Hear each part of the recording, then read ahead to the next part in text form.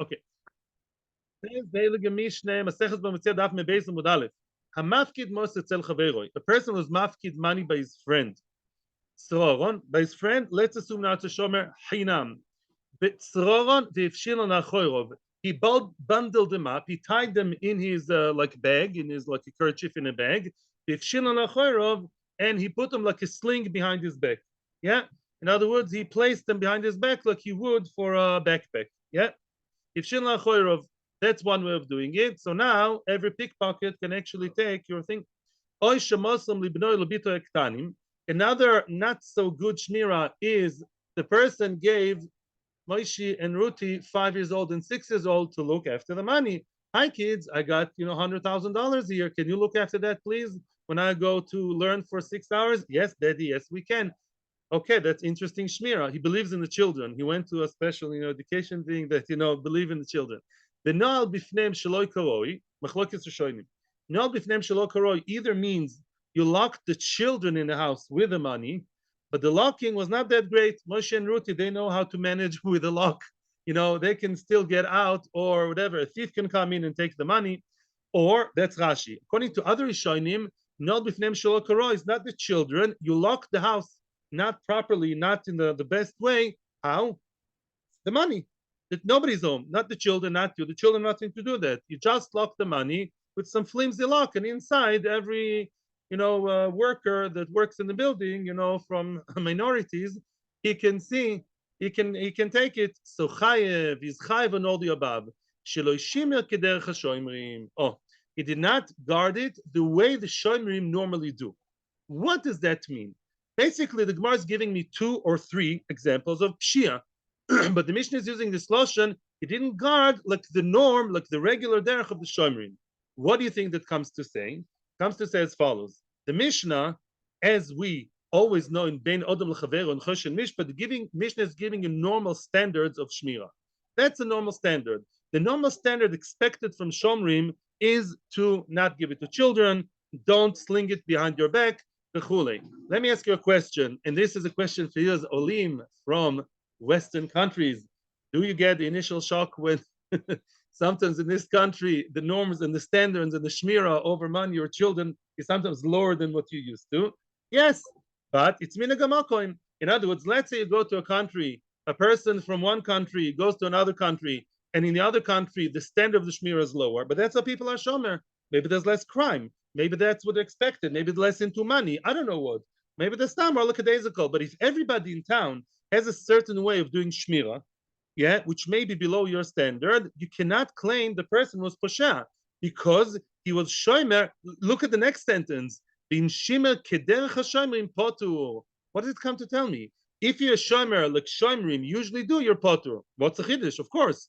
If you're shomer well, you're not chayiv. Really? Of course. That's below kita aleph. The chiddush is say the Rishonim, the Tiferet Solis, so they say no. Let's say you're a shomer, not the best way possible, but that's the accepted way. That's the accepted way by all shomrim. You landed here from Wichita, South Dakota. You landed here to a moshav in the Galil, 2 different planets. And the moshav in the Galil, that's how people guard their money. That's how they guard their money. They look after the money. They take care of the money that way. You want higher shmira? Sorry. In other words, or the other way, of course. Yeah. So therefore, we say the derech Hashemim is what's kovea, and like the Gemara and Mishnah says many, many times, we have a set standard to begin with. For example, I don't know in Ramat Bet Shemesh Aleph, is there a standard of shmira of putting money in front of you, behind you, giving children, not giving children, giving children? I don't know. In other words, I don't know what the standard is. If you don't know what the standard is, what do? You go to the Mishnah. The Mishnah gives you what is the halachic starting point as a healthy standard that the Mishnah sees. But if everybody in town decided verbally or not or otherwise that their standard of shmira is higher or lower than the Mishnah, bevakasha, this is all flexible as most Choshen Mishpat is flexible. Says the Gemara. Now the Gemara, on light of that, you'll understand the question of the Gemara better. Bishlama kulu, the other 2 cases of the children, or the case of just leaving your house with the door flimsily locked, then I understand. I understand what the Mishnah says. That's not, even if you come from outer space, you don't come from Switzerland, you don't come from a 3rd world country. The Havana, the basic human Havana is don't give children to look after money. or don't lock the door properly. That I understand. Ella, but I do have a point here, as the Gemara, I do take umbrage with if the person tied it properly, the person tied the money, it's nicely tied, it's nicely bundled inside the sack, and then you slung it behind your back, which is very normal. Yeah. By the way, the Rambam says we're talking about a person who was given money to guard while he's walking, while he's on the way. Otherwise, leave it at home. Yeah. This is shmira on the go.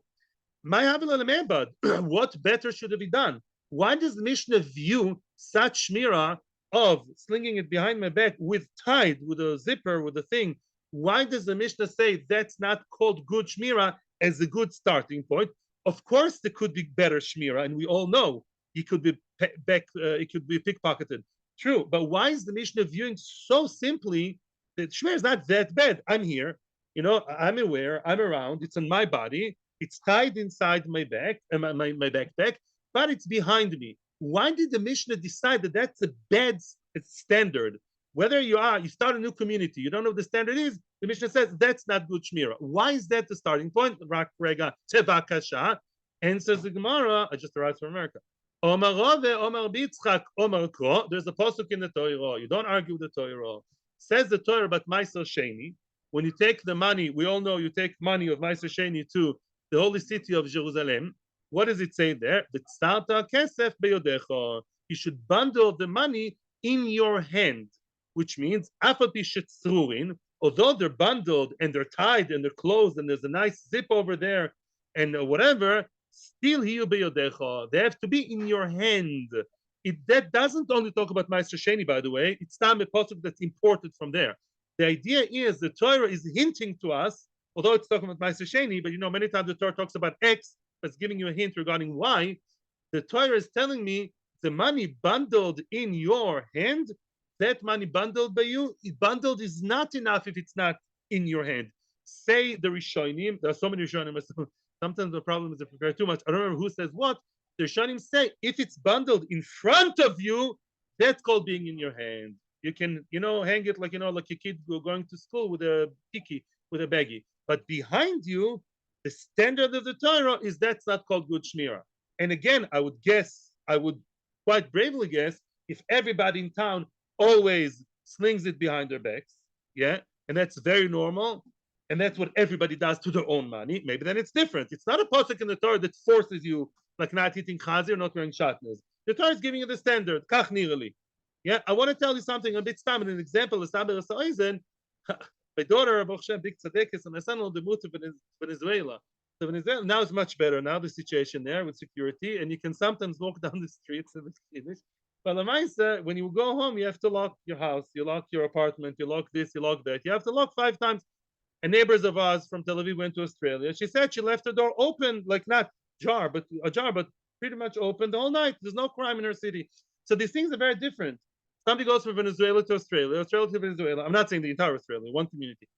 So it's different. It's different. However, the Mishnah is telling me if you start a new community, you don't know the standards, the Mishnah is giving you the whatever, the schematic, the starting point, which should be, especially with the Nakuda of although it's tied, and if it's behind your back is not good enough, even though it's bundled inside a bag.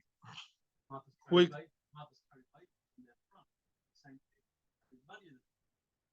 Or pouches under the clothing, under the clothes. Yeah. You're right. Okay.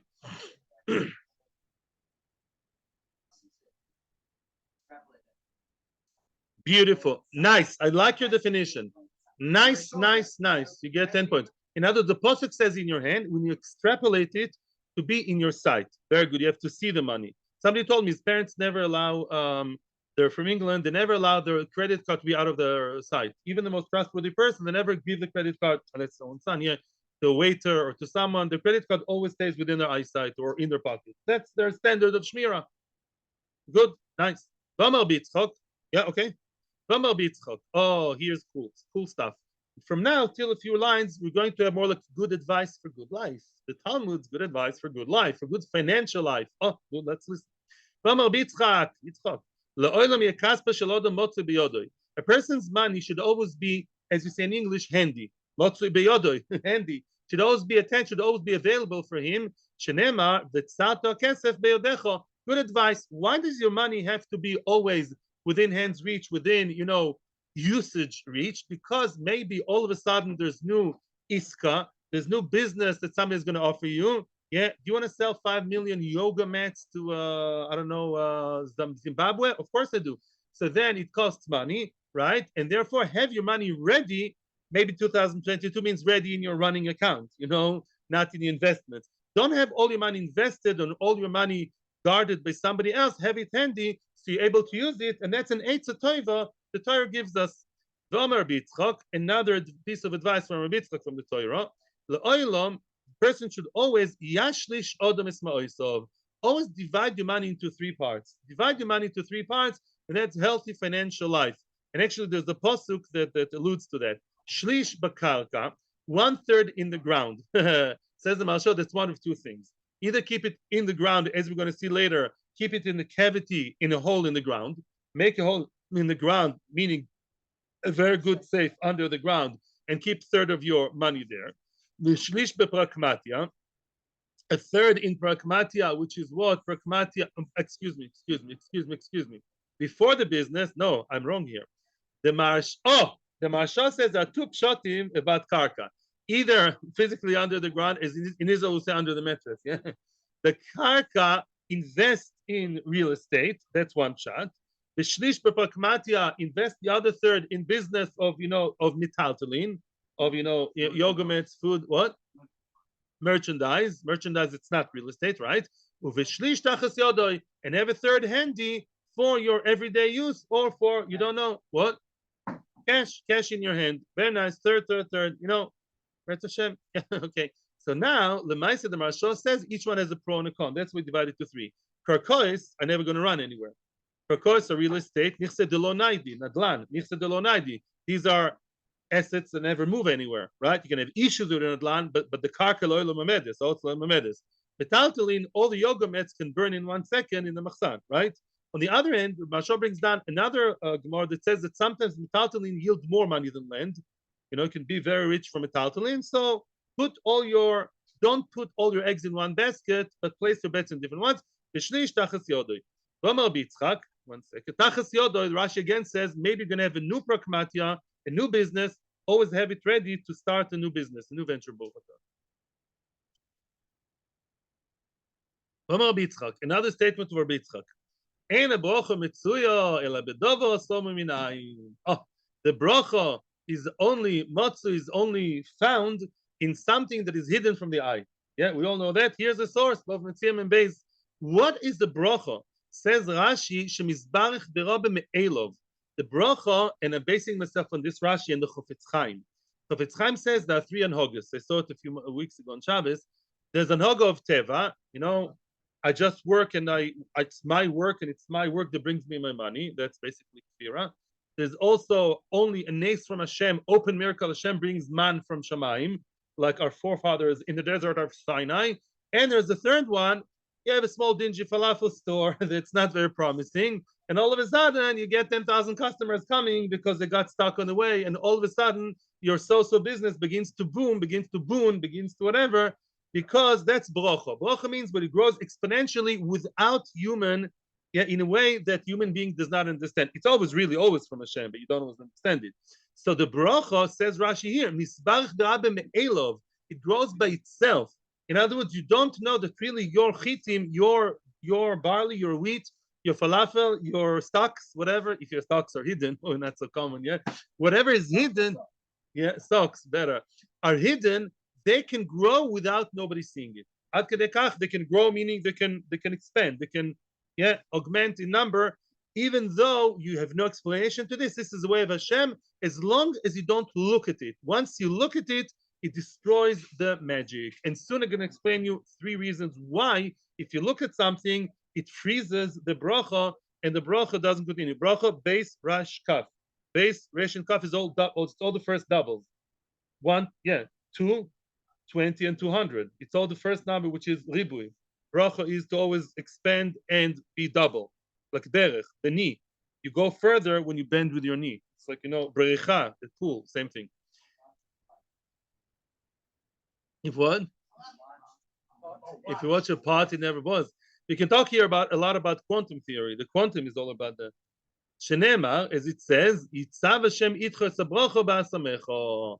What does it mean ba'asamecho? Hashem will command his bracha to be in your asam. Asam means granary, but asam sounds to me like samui. What's samui? Hidden, secretive, ensconced. Yeah. In other words, when it's what's the reason? What's the reason? Three reasons. Three reasons. You know what? First, I'm going to give you another statement of the Gemara, and then we're going to see three reasons why, when things are hidden, then they are still misborech. Tana dever Rabbi Shmuel. Another statement from Rabbi Shmuel. En bracha Metzia ela b'davar she'en ein sholetes boy.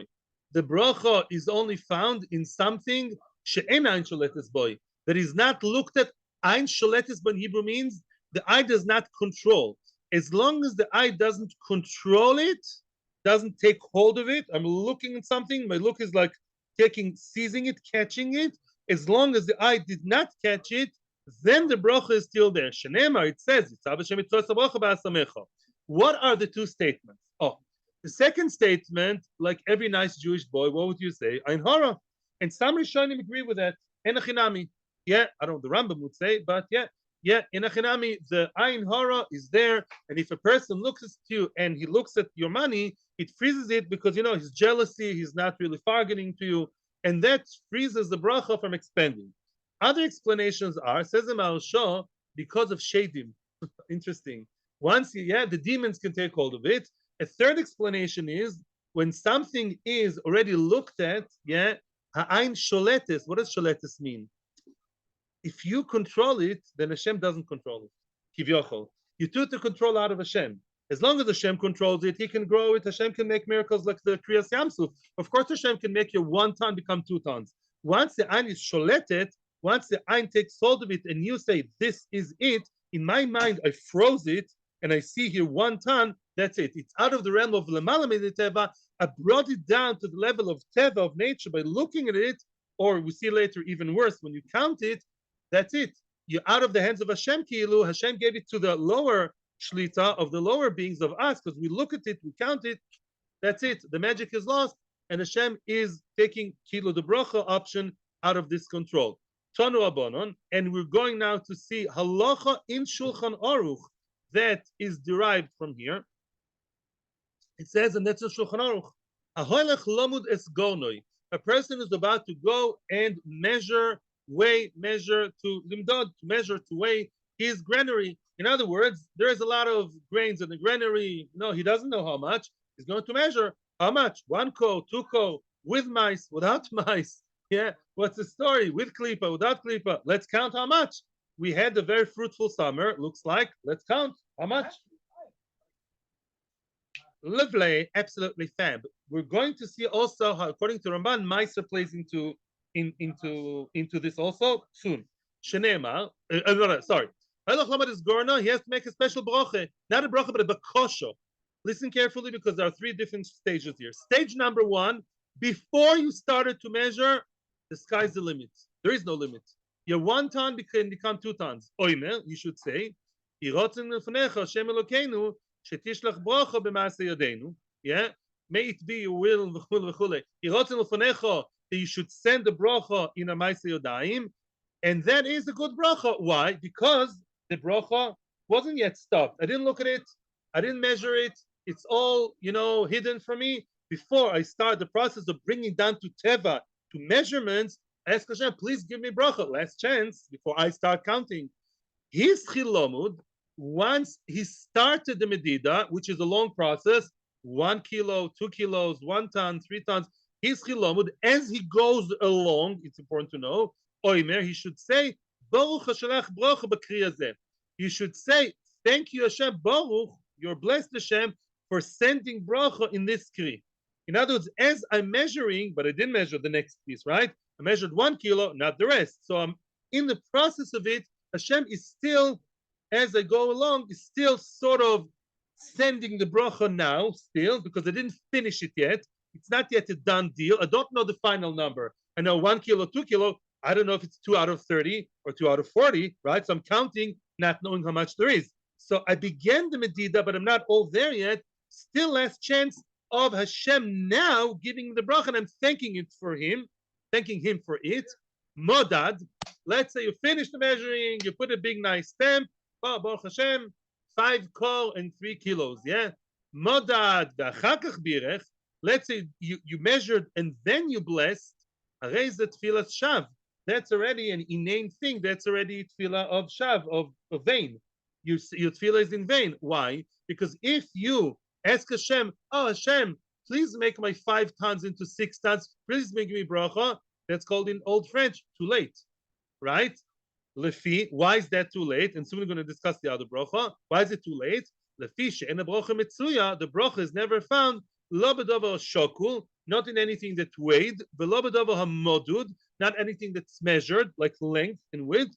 V'lo b'davar hamonui, not anything that's counted. Ela b'davar sama min ha'ayin, only something that's hidden from the eye and hidden from measurements and from our world of tzimtzum. You didn't bring it down here to the world of tzimtzum. It's still in the upper worlds, in a way. These grains, they're not down here being measured and being cut. Yeah, cookie cutter, they're not there yet. Once they're in that matzav of being constricted under numbers and checks and balances, too late. You can't daven for that anymore. Shenemar, Yitzav Hashem itchoyes habracha be'asamecha. Hashem should give you the bracha in your asam. I want to ask you a question. Yeah, what do you want to ask? The question is as follows. We said 2 things. We said before you measure, you say, Yerotzen, please Hashem, bring me bracha. The sky's the limit. Yeah? Bring a bracha. Make a wish. I want Hashem to, bestow his bracha upon those X amount of grains. And maybe instead of 1 ton, I'll find 1.5 or 2. Great. As I was measuring, I said, oh, thank you, Hashem. Thank you. As I'm going along, right? Okay. And then at the end of the bracha, after the what?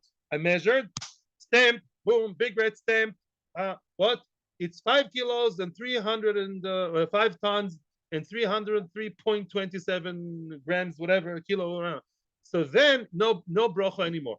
Let me ask you a question. Can't you make the second bracha? Thank you, Hashem, for giving you bracha in the Assam to thank him? The answer is no. Soon we'll get to you. Why not? The way we figured from the Rishonim, when you thank Hashem as the process goes along, it's a bit like thanking and also asking. In other words, if somebody brings me a cup of water from the kitchen and I say, thank you, as he goes to the kitchen, I'm sort of like thanking him and hoping he won't stop in the middle of the way. It's like thanking you and please continue and bring me the water. Yeah? You know what I'm saying? After the person brought me the water and I drank it and then I thank him, that's 100% thank you. And we're not dealing here with pure thank yous. We're dealing with a bracha which is half asking, half thanking. That's a bracha as we go along. Now, do you say the bracha with the name of Hashem? Machloikes, says the Ramban, I'm summarizing you, if you're Rishonim, and it's in Mishnah Brura. Mishnah Brura. The frum farmers have to know that. It's Shulchan Aruch Mishnah Brura, just like any other thing. Says Shulchan Aruch, you have to make the bracha. Says the Mishnah Brura, without Shem U'Malchus. You don't say Baruch Atah Hashem shenosan li bracha b'kri hazeh. You say Baruch Atah without name of Hashem. Why? Because the Ramban says that really this bracha with the name of Hashem was only nitkan if you measure in order to take Maisa. Ramban says, when do you really trust Hashem to the level of saying bracha with Shem U'Malchus? Shem Hashem is not a funny joke. When was the bracha nitkan with Shem Hashem? Not for anybody. That's Ramban's opinion. Not everyone agrees. Because it says mefurish in the Torah, b'chanuni na bezois. That's a clear promise. Whoever takes Meiser will become rich. That you can say to Hashem, thank you, Hashem. To say thank you for giving me bracha because I'm measuring in order to take Meiser. I'm billion percent sure there's bracha over here. But if you measure without taking Meiser, the Mishnah Brura obviously is talking to people in Poland, in Russia, in England, in America, or maybe also in Chutz La'aretz. All these places. Yeah. In other words, then those people who don't take Meiser because they don't have to, I don't know if there's such a bracha. Maybe, we hope. We don't know Hashem's giving a bracha. Maybe you don't have schus. You think such a tzaddik? Maybe not. You don't say with Shem U'Malchus. You hope for the best. You say without Shem U'Malchus, which is always a cute way, right, to get away with Sofek bracha, to say without Shem Hashem. But only if you take it from Meiser, you say with the name of Hashem. I don't know halacha l'Meiser. Ask a Haredi chaklai, a farmer who's Haredi, who grows he should tell you if you really say Hashem Malchus. Mishnah Berurah doesn't talk about it because it doesn't talk about halachas Eretz Yisrael. So I don't know, but that's the opinion of the Ramban. Okay. Ooh, yeah. Yeah. Basically, Ellen is pointing out, why don't you make a bracha? Let's say you already finished measuring, counting. You know that you have 5 tons, 100 kilos, and 303 grams. Why don't you say thank you to Hashem for giving me the grains? The answer is maybe you should, but that's not the issue here. The issue is not thanking Hashem for grains, but for bracha. Bracha means ribui. Ribui means what? That the thing is growing more and more. Once it's 6 tons and 500, it's not going to grow anymore, right? And the thank you that you say in the middle of measuring, I explained that to you. It's not a thank you, it's a thank you and please together. When you thank a person as is doing the job for you, you're thanking, holding your breath that he'll continue to do the job. That kind of thank you. It's not a thank you a week after sending him a bouquet of flowers. The thank you we're talking here is like thanking and asking together. That's what Mechabrus and I figured from the Rishonim here. And a chinami, a person wants to be a mensch, of course you have to thank Hashem after all said and done. You thank him for just having the money. When do you thank that? In Birkas Hamazon, your own words. Maybe there's another bracha I'm not aware of. I don't know. But the bracha of bracha, excuse the pun, the bracha of exponential, unexpected growth, that doesn't happen after you measure. That specific bracha doesn't apply anymore. You thank Hashem stam, of course, for breathing, for everything, including that. 100%, 100%. Yes, back to now the peanut gallery. Yeah, I'm listening. Let's continue. Now we're back to halacha. Up until now was good advice, very good advice, and halacha brochas. Back to the shomer. Omer Shmuel says Shmuel. Sofim en lem shmira. By the way, we are 4 lines. We're towards the end of the narrow lines. The end of the narrow lines. 4 lines from the end of the narrow lines. Sofim en lem shmira lebekarka. Now we're talking very, hard facts here. Ksofim are only considered guarded, proper guarding for ksofim for money, or say the Rishonim, any other thing that's expensive, gold nuggets, gold bars, diamonds, things like that. Yeah, whatever, v'chule, v'chule. These kind of things can only be kept properly in the land. This is not good advice. What do you mean in the land? Meaning make a hole in the ground, cover it nicely, and then only then you can say you're not a posher. Meaning, if you want to look after your own money the way you want, bevakasha, you can let your money lie on the table. That's your problem. Here, Shmuel is talking about shomerim. Shmuel says if you're shomer chinam, even chinam, the only shmir you can have properly is karka. But if you looked after it where? Let's say you placed it inside your freezer or all kinds of crazy places, inside your socks and your sock drawer. As long as it's something that can be found, it's not in the frame of the house. It's in the house. It's in the airspace of the house. That is not called shmira. And if thieves come, you call the posher, Mr. Shomer Chinam, and you have to pay. Because these things are very, very sought after by thieves. They're very easily stolen. It's not a cow. It's, very easily. Again, 1 diamond, you steal and it's worth 2 million, and therefore it has to be guarded so extra carefully, only underground, go undercover. That's what Shmuel says. And from here, the party begins. Omar Rove, Umoidi Shmuel, says Rava, limiting Shmuel's opinion, Shmuel would admit the Erev Shabbos Ben Hashmoshos, even Shmuel who's being strict here, Shmuel would sort of soften, admit to that there's an exception to the rule, more lekula, Erev Shabbos Ben Hashmoshos, somebody comes to you Friday afternoon, what do you want? You're not Hillel Azokin. Not Hillel Azokin, it's a busy Friday afternoon. Friday afternoons are busy in a good Jewish home. Can you please look after my, 5 billion diamonds for free because I'm going away for Shabbos? Yes. So now, let's say you did not put the diamond under the ground. You don't have time to start digging a hole under the ground. You put it in the safest place possible in your house, which is like normal, in the cupboard in the corner somewhere, and you're going to look after it on Shabbos, making sure nobody comes, but it's not under the ground. You can't start digging a hole. You all know that back then the houses, the floor was made out of, was not tiled. However, says again, Erev Shabbos Ben Hashmoshos, Deloy etrichu Rabbanon. Rabbanon will not matriach him to do what? To dig a hole. Therefore, if it was stolen on Motzei Shabbos, let's say on Shabbos the thieves don't work. Or let's say on Shabbos the thieves came. Let's say that even then it's not my fault. It's not my fault that it was not in the ground. I had no time to bury it in the ground because I had to go to the mikveh and finish the plata and shon Shabbat and shower my kids. I'm sorry, right? And therefore, no time. Right, that's a small list. And if it was stolen from the relatively safe cupboard, I don't have to pay. That's the best I can do for Friday afternoon. Now comes Motzei Shabbos. Rishol Motzei Shabbos. Shi'u lemikbarinu veloy kavrinu. Let's say Motzei Shabbos came. Let's say it takes you 20 minutes to dig a nice hole and put the thing. Let's say it takes 20 minutes to build to dig a, and 20 minutes passed since you came back from Ma'ariv.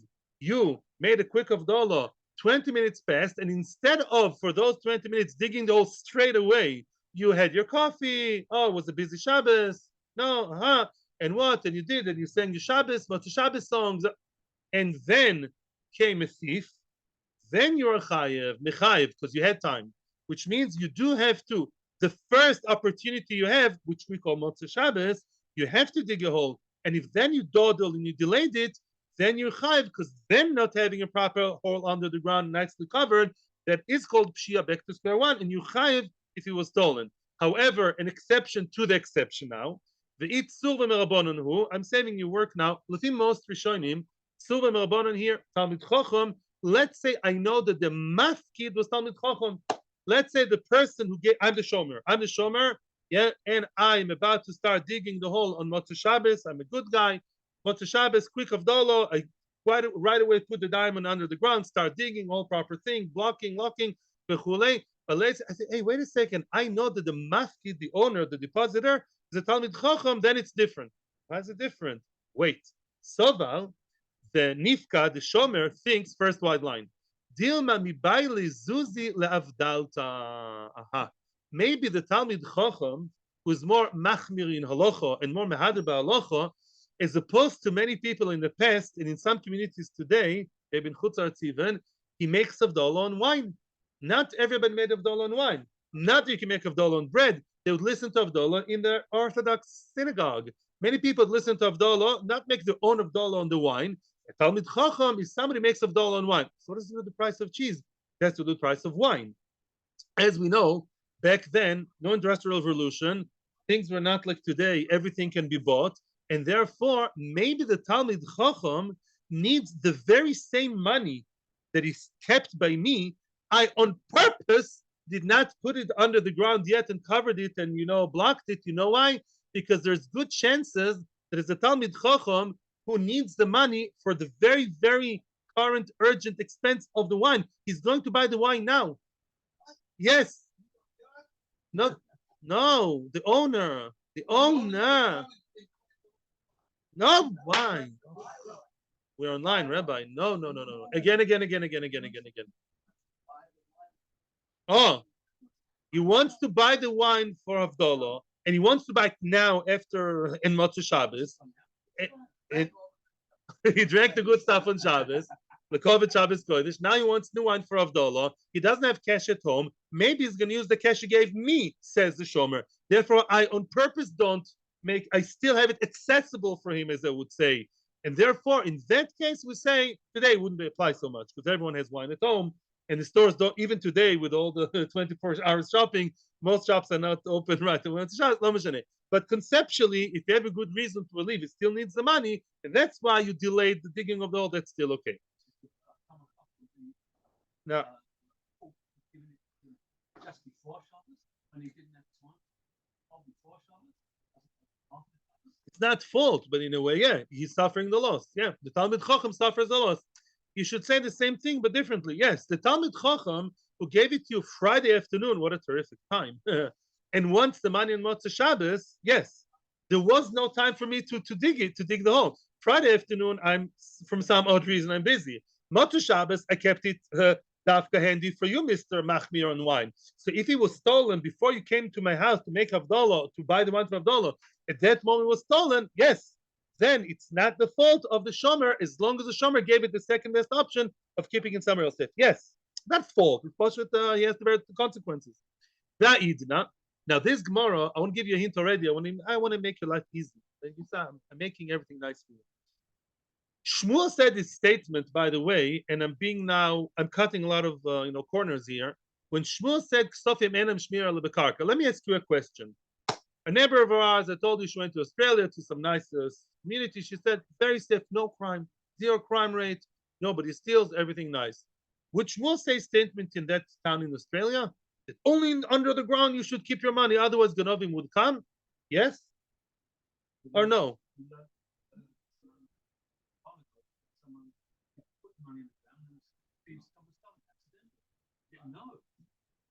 Uh, don't don't answer me like a rabbi. It's very nice to remember. I'm asking a partial question. Like, oh, it's up to the norm.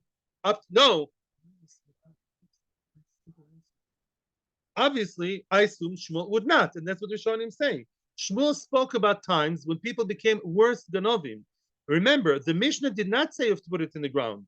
The Mishnah said, don't give it to little kids, don't put it under your thing, behind your back. But the Mishnah did not say under the ground. Is Shmuel arguing in the Mishnah? No. Shmuel spoke in later generations. Yeridas had the oros, and their crime rate has, plummeted, not plummeted. On the contrary, it was on the rise. It did not plummet. It became worse. The crime rate is on the rise. And therefore Shmuel said, today, what can we do? People, how do they shomer the car? The ksofim, the only way to be shomer is only under the ground. We learned about the case where did not put it on the ground. Okay? Now, the Idna continues the Gemara. Nowadays, post-Shmuel times, it's getting even worse. The Shchichi Geshushoi, nowadays they became so sophisticated, the Ganovim, they scan it with a scanner. That's dumb. They take sticks of mateches, of metal. They take metal sticks and they hit the ground and they can hear where there's a cavity. The thieves that learned the trick, so they know to feel where there's a cavity. The Nazis used to do it. They're like people would hide in the room. They would feel where there's an opening in the cupboard or in the room. So the same thing over here. The Ganobim would sense, like today they do it electronically. The archaeologists do it. You can tell when I know you can tell that there's a cavity under the ground. So the earth is not safe anymore. What do you do nowadays? And the only way to look after them and place them well is in the loft, in the koira, in the ceiling, between the two layers of your ceiling. All of you are from Chutzatz, you know what I'm talking about, right? The loft, the attic, somewhere, that Indian. Or today we have gevis, right? Many Israeli houses. You have a mazgan. You know about it much more than all of us. You have two layers, like sheetrock. How's it called? Like gevis. In other words, there's two layers of the ceiling. Place it over there, and then the Ganavim don't get there. Nowadays, it's getting worse and worse. The crime rate is going crazy. Nowadays, it gets more and more sophisticated. The shchichi purumoi, the people are porem, the people who break the ceiling. They go to your house when you're not there, chas shalom, and they make those break. They break the slit, the ceiling, and they find the money there. Elem shmira ela beini urvi. The only safe place nowadays is inside the wall between the urvi, between the what's his name, between the crevices of the like one between one brick and the other. Sometimes between bricks or between stones on the wall, right? There's like a small niche over there, but very, very thin. To stick it over there deep inside, that is the only place. That's the Ganabim are not looking for it so far. Soon that's also gonna change. Now there's a very problematic sentence here. Very problematic. I'm just gonna read it. Omar Rove says Rove, Umoide Shmuel bekoisel. Shmuel agrees bekoisel that if you hit it in the koisel, that's good. What does it mean he agrees if you hide it in the koisel? One of two things. Either, like I told you before, when Shmuel says that you hide it in the ground, he's not saying you don't eat chazir, you hide it in the ground. He's talking with the norms of his times. In his times, putting it under the ground would be the safe thing to do. If it's not safe anymore, Shmuel would conceptually agree that if the safest place is inside the wall, and that's where the Ganobim don't look, because that's what Tamar bebakasha. But that's not such a chiddush even. The Rosh says, Moed Shmuel bekoisel means Shmuel actually argues on what we just said. And he said, what? Between Urvi, between the cracks and the crevices? That's not safe. A Ganav can find it. It's like the notes in the Kotel. Just a bit deeper. You have to put it bekoisel, 3 tfachim deep inside the koisel. Take out a brick, mister. Place the money there. Mamish do a good job that no thief can find it. That's Shmuel's high standards. He's arguing. But let's continue. The crime rate going crazy. The shchichet fuchoi. Nowadays, there are people who are rappers. I don't mean rapper singers, rap. There are people who tap or rap like this. They tap the wall until they find and hear money, whatever. They can hear something. They tap the wall until they feel something funny, a hole, something hollow, something funny in the wall. So where do you keep the money? Inside the house has Shmuel Treif. That's Shmuel so you can't keep it in your freezer or in your sock drawer. No, you have to keep it somewhere in the frame of the house. The floor they're going to find. The ceiling they're going to find. The walls they're going to find. Where will you put it? And lem shmira, and that's and lem shmira, ela betefach hasamuch lakarka, oy betefach hasamuch l'shmei koiro. Interestingly enough, and I hope the Ganovim don't read this Gemara, the only safe place nowadays where the Ganovim cannot find with their sophisticated, machines and machinery, the only safe place to put it is either in the tefach that is the top tefach of the wall close to the ceiling, or the bottom tefach close to the floor. Apparently over there, their tactics don't work. They can either feel the earth, feel the wall, or feel the ceiling. But the in-between, the border between the places, that's apparently where they can't find with their machinery, or back then, they didn't have a sonar, then they cannot find it, and hopefully are not going to look for it yet, and that's the only safe place. Now, I don't know how the crime rate is in North Korea, but that's where we are now. Omar le Ravacha, in 3 minutes we'll be out of North Korea and then back to California. Omar le Ravacha b'ydo Rav Yosef Ravash. Ravacha b'ydo Rav Yosef is asking Ravash, and we have to know what's going on here because there's going to be something beautiful that's going to connect what I'm going to say now with what I just said before. Let's just quickly summarize. So what did Shmuel say? Shmuel said the Yesod, not only the ground. It's not the ground. Shmuel is not in love with the ground. Shmuel says, don't hide it anywhere in the house, even though it may be very unique and interesting and out of the box. No, you can only hide money, which people are money hungry, like drug addicts, that look for the money very quickly because they need it right away. Yeah, for example. So therefore, only place it in the house in places where, in the floor, in the beams, or in the tikra, in the ceiling. And at the end of the day, if you live in a place where the rest sophisticated, only in the corners between the ceiling and the wall, or between the floor and the wall. That's what we said so far. What is the other thing that we're looking for that is hidden and we're looking for once a year? Because hametz hosam tanan. It says in the Mishnah in Psochim, chametz shenoflo olav mapoilis. A chametz that a whole bunch of a whole debris, a whole maposa, a whole bunch of stones fell on it. A pile of stones fell, or a wall fell on the chametz. You had some nice, delicious sandwiches and cakes, whatever, on the table. There's a whole earthquake. Boom! The whole thing fell on the floor, and the chametz is covered by stones. Wow! It's considered as mevuar. It's as if it's burnt. It's as if it's out. It's as if it doesn't exist. It's a big question why it's called that way, because the chametz is really there. It's just covered with stone. It's covered with debris, but it's not really. The first opinion, we're not learning Hilchas Chometz now. There's a big machlokes Rishonim, but conceptually, Tanakama believes once covered, it's not called bali roa. You can't see it. Don't do that at home. It's not a lochel lemaisa. Once covered, it's considered to be what?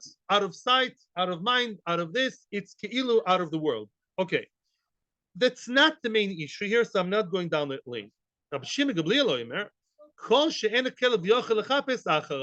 He says like this. Listen, you can't really say, however your kula works, okay, but you can't say that if I have a flimsy, small, delicate, thin layer of stones on top of my chametz, that's called mevuar.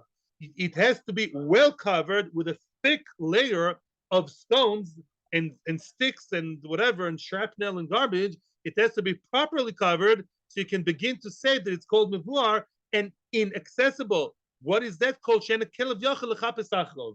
As long as the dog cannot sniffle and find it, then we say it's really inaccessible. Because even if dogs that can smell very well, they work in airports, right?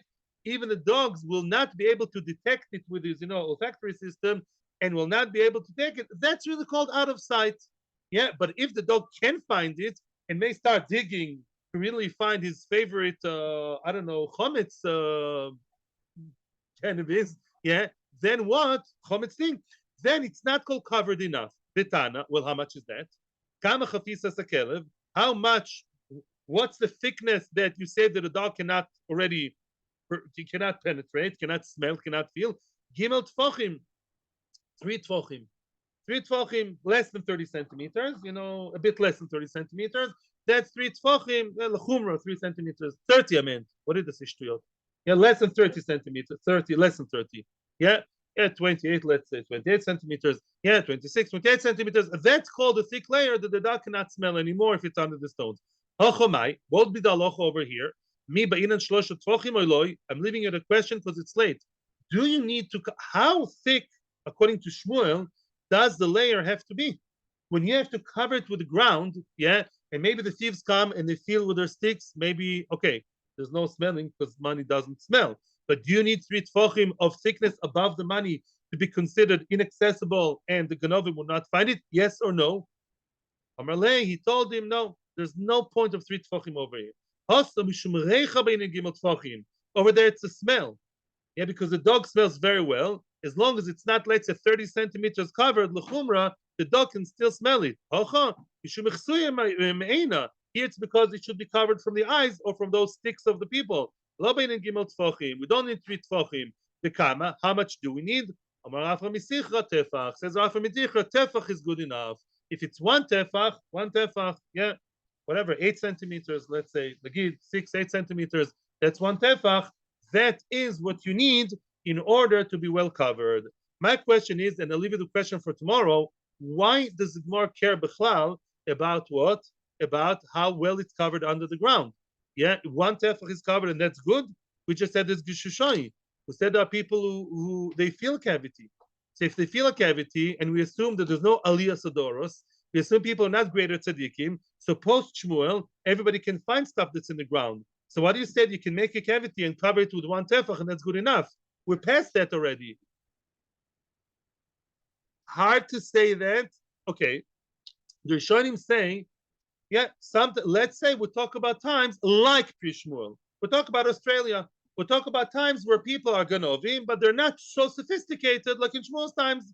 They would make a quick run, some kids looking for shtuyot, for drugs, for joyride, for something. They're not going to start checking the ground with their scanners. And for that, one tefach is good enough. It's not visible. Another answer, I'll give it to you now. It's a delicious answer of the Sma brings down the Shem, not the Be'er Sheva, the Nushashan is an interesting name of a sefer. He says like this. Listen to the beautiful answer. Very sticky. A cavity is a problem, right? Don't create a cavity and then cover, and that applies even today. Ganovim are sophisticated. Why did the Gemara say one tefach? Listen to this. One tefach means like this. Put the money on the ground, above ground, cover it with another layer of ground of one tefach, so there is no cavity. It's sandwiched between 2 layers. You never dug a hole. You put it on the ground like a sandwich, hamburger, and on the money, on the jewelers, on the diamonds, place another layer of a tefach of ground all over. It looks as if that's really your floor, double floor, but there's no cavity. There's no real cavity. You didn't manage to dig a hole. Only the little bit of space that the money takes, that's not much. And therefore, that applies even in the times of Shmuel. That's what Shulchan Aruch does tell you to put it in the ground. And Shulchan Aruch is post Shmuel.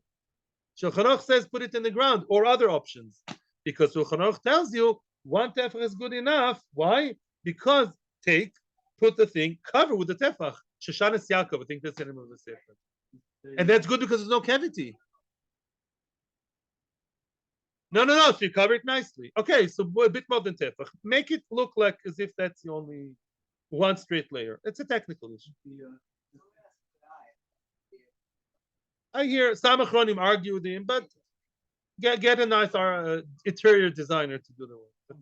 That's Locharav of a good.